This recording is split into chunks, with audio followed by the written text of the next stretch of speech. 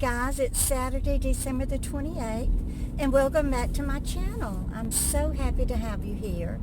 I have to run a few errands this morning. Excuse me. So I'm going to go a different way to Franklin Square. I'm going to go through a town called New Hyde Park and let y'all see a little bit of it. It's situated between Valley Stream and Manhasset. I don't always take this route whenever I go into Valley Stream to babysit, but I thought that y'all might like to see some different scenery for a change.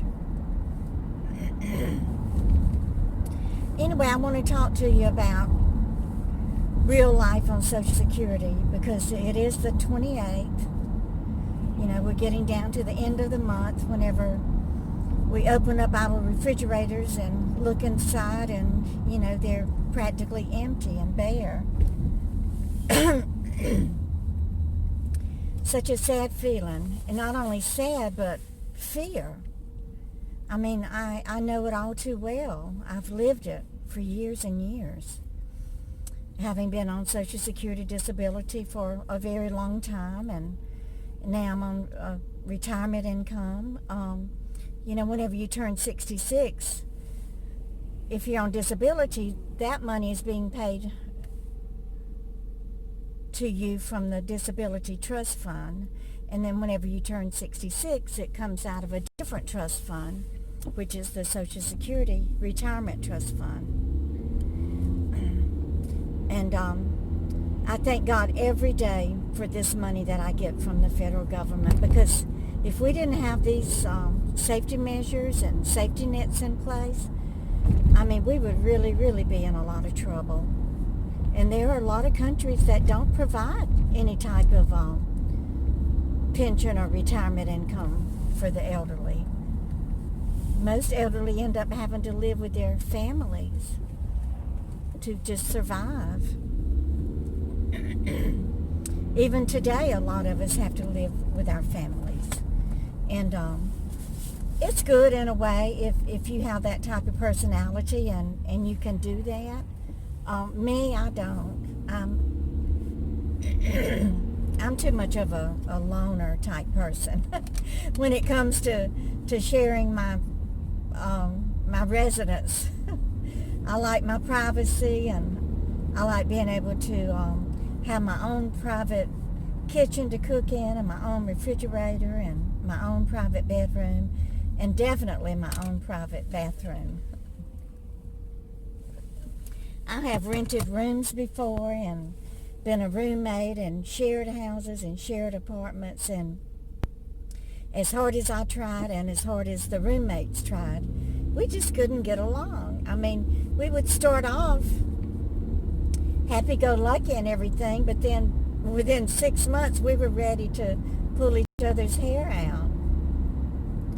So I can understand why most of y'all prefer to have your own place, even if it's just a little a private entrance into your own bedroom, and have a little efficiency kitchen and have a little bath in there. And if that's not possible, then a lot of y'all prefer to live in your van or your car, and that's okay too, because it's better than living on a grate on the streets of New York.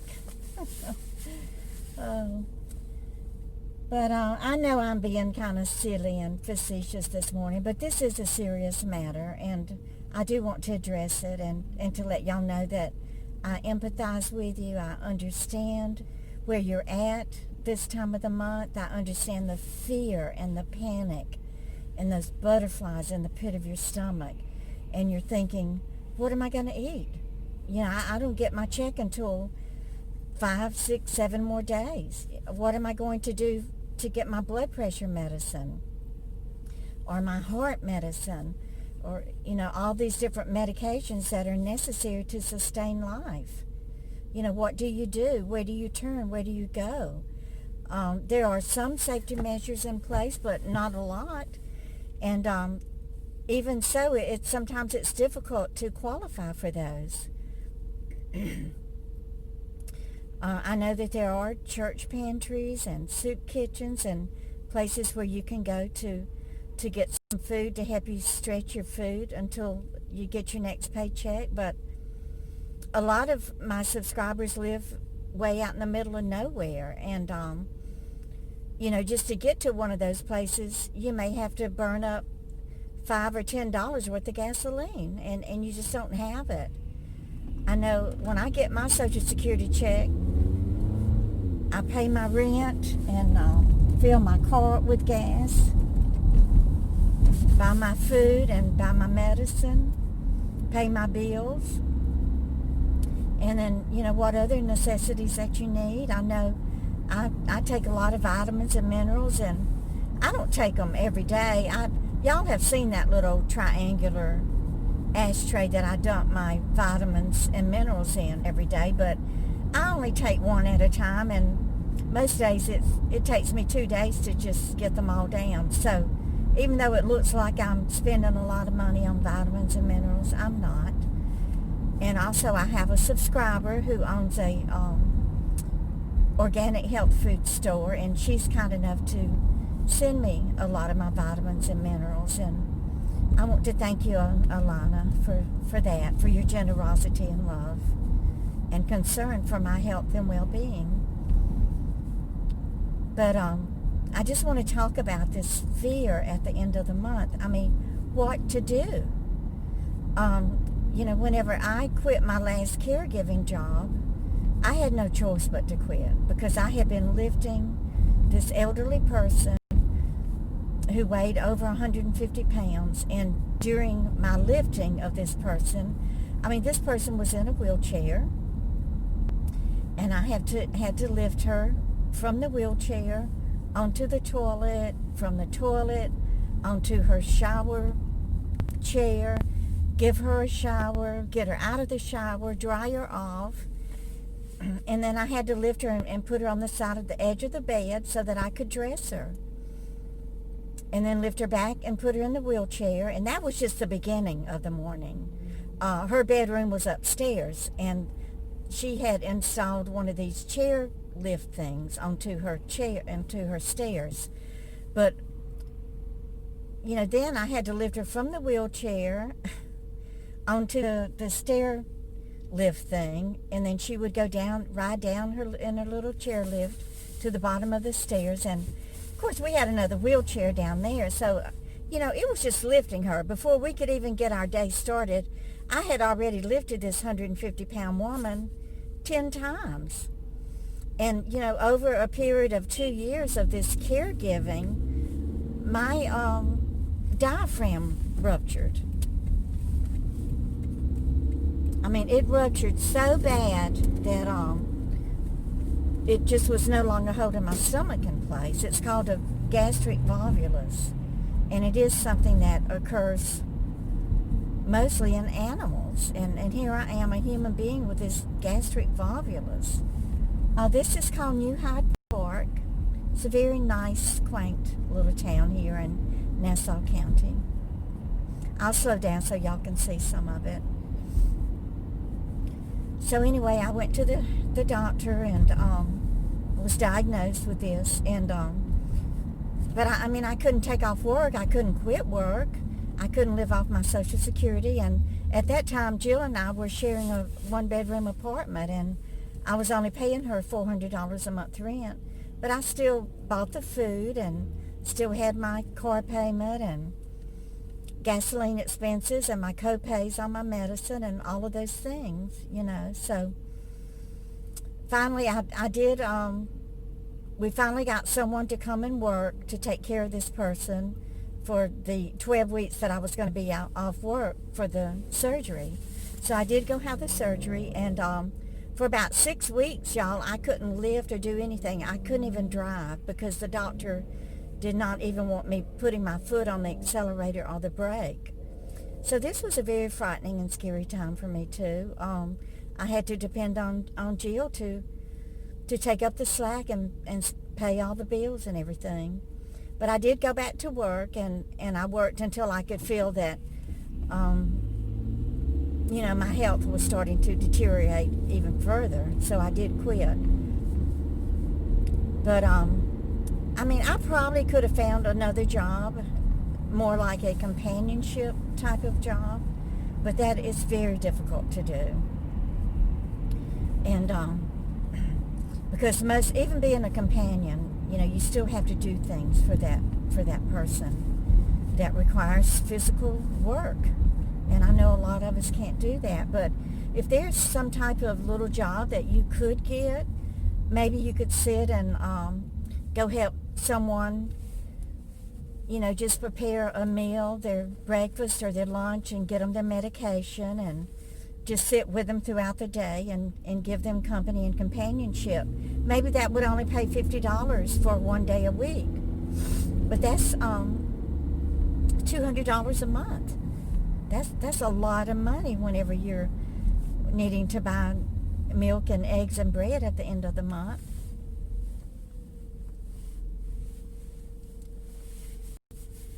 So maybe you could look in the paper or on Craigslist or on the internet somewhere and find yourself a little companion type job like that. When I started my YouTube channel, it was 2 years ago in September. I just started sitting on the sofa and telling little short stories about my life growing up in South Mississippi, and I was thinking, well, there are people. I was mostly motivated by Deborah Joy, watching her living in Tank and how she took her Social Security disability, the back pay that she had gotten while she was waiting for her disability. She got a pretty nice little chunk of money. Well, she bought that she used that to buy Tank. Now we're in Garden City Park. And, she fixed Tank up really, really nice and lived in him for a very long time. And really, the way that I found her channel and started watching YouTube was I was thinking about moving into my car, because I knew that I could no longer do the caregiving work with the heavy lifting, which most of the jobs in this part of the country require. And I knew that I could not pay any more high rent. And then when I saw Deborah Joy making the videos, I thought, oh my word, I can sit in front of a camera and tell stories too, and maybe eventually I could monetize my channel. And all I had hoped for was to make $100 a month. And it took about a year to get my 1,000 subscribers and my 4,500 view hours. And then it took another 3 months to make enough money to meet the threshold to get a payment from AdSense.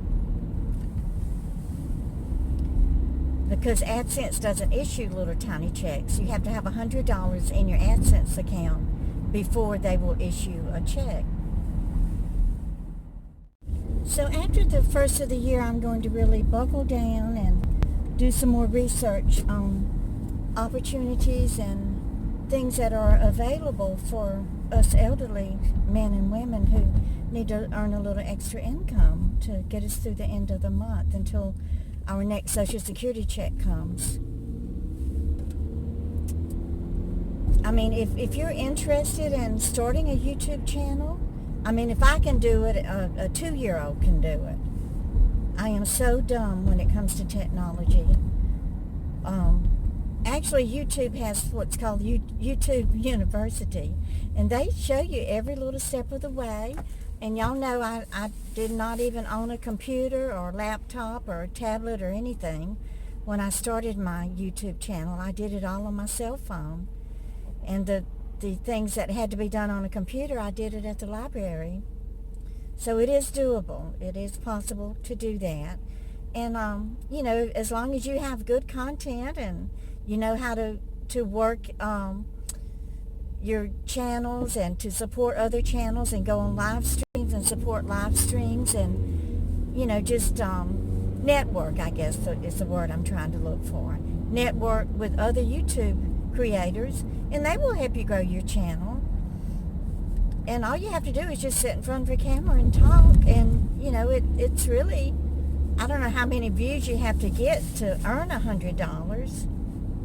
Probably about 50,000 views for the month. I'll look into all of that too, so I can give y'all more accurate information on it. And then remember when I was getting the food delivered to me from my friend in Texas? She used this service called Instacart. So I asked one of the deliverers one day what kind of money they make for going in and shopping and buying someone's groceries, and he told me that he made $1,000 a week. But I mean, the poor guy must work all day and all night. And I said, well, what would that break it down to for about one grocery shopping trip and delivery? And he said about $15 is what he gets paid from Instacart. And then, of course, the person that the food is delivered to, they will usually be kind enough to give a $5 or $10 tip. So if you're physically able, you could look into doing something like that. I know a lot of y'all are not physically able. You can't do all of that walking through a store. You can't do all the lifting and all the driving. So that's not a possibility for most of you. But, there are ways to make a little extra money. And, usually just $20 or $25 a week is all you need just to fill in that gap the last 5, 6, 7 days of the month to buy your milk and eggs and bread. Now, I'm committed to helping. I have 9 low-income subscribers that I do help every month that I possibly can. I send them $25. That's not a lot of money, but to them, they can sure stretch that $25, and they let me know in the comments or send me an email and let me know what they bought with it, and it's their medicine. One of my subscribers that I help bought her heart medicine. I mean, that's important. And others tell me what they're able to buy at the grocery store and how much food they get out of that $25, and that just brings me so much joy and happiness. It really, really does. But what is breaking my heart this month is that my views are down tremendously. And I understand that. They do go down during a big holiday month like November and December, especially December, because people are so busy with their families and friends and, helping do things in your church to get your church ready and set up and all the Christmas activities going on with your church. You just don't have time to watch Glenda Sullivan on YouTube, and I understand that. And but it makes me sad that my income for January is going to be $400 less than normal. So the income that I do get, I'm going to have to use it for myself. My Social Security check goes for my rent. So I do apologize to y'all who are dependent on my help for January. I just don't know if I can pull it off, but I will definitely try my best to do it. That's why I keep reminding y'all, and at the end of all my videos, please give me a thumbs up and share. I mean, if my 6 or 7,000 subs who watch on a regular basis can just get one friend or family member to subscribe and watch my videos, that would be another 5,000 or 6,000 subscribers. And that would make a big difference in the money that I make every month. Now, I am sponsoring Crown Turban Robes, and I sponsor Scarfy, and I do get a little tiny commission from them. That is, if my subscribers buy a Scarfy or buy a robe. So that little bit helps too, and I do donate that money also. That goes into the money that I help my subscribers with. So I want y'all to know that I appreciate it whenever you do purchase something that I advertise. It does help me, and it helps others who are in desperate need. Thank you so much for that. Let's see, what else did I want to say? I think I'm going to end it now because I'm at the post office. I'm going to go pick up my Happy Mail and see if there's another package and when I get home, we'll open a couple of packages and look at some more of my beautiful Christmas cards. So thank you so much for being here today. I love you guys with all of my heart. Please give me a thumbs up and share my videos. And y'all just keep on coming back. Bye, guys.